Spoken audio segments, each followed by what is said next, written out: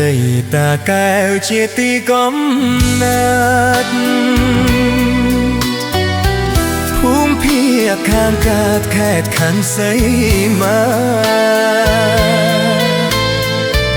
ស្រុកជាប់ព្រំដែនបរិជលសា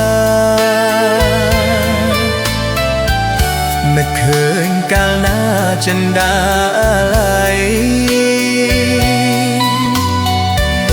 កំពុងអំពិលវិលវៃមិនឆ្ងាយថ្មសឆោមឆាយរៀមតែងស្រមៃព្រៃម្លប់ពងទឹកចិត្តនឹកងមៃគប់ពោភូមិជ្រៃរៀមបានយល់ច្បាស់អង្គកាញ់ត្រើយឃ្លោកសាងអនុសាកន្តោលជីវ៉ាបងមិនបដូរផ្លាំងដងខ្ពស់សាលាកាស្រស់ស្រនឹងរៀមបានប្រទាំងផ្ទាល់នឹងនេត្រាភូមិអ្នកតាតបាល់នឹកគ្រាក្មេងវ័យ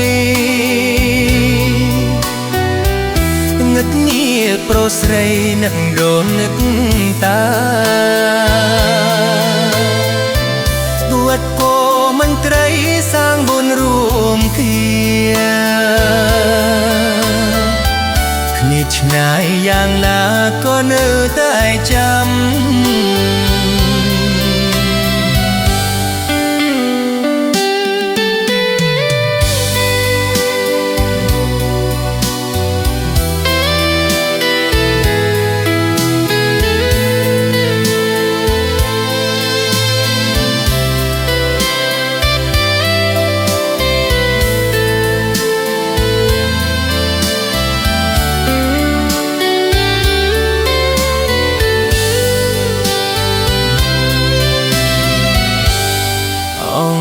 កាញ់ត្រើយឃ្លោកសាអនុសាកណ្ដោជីវ៉ាបងមិនបដូរផ្លាដងខ្ពស់សាលាកាស្រស់ស្រណាំរៀមបានប្របែងផ្ទាល់នឹងនេត្រា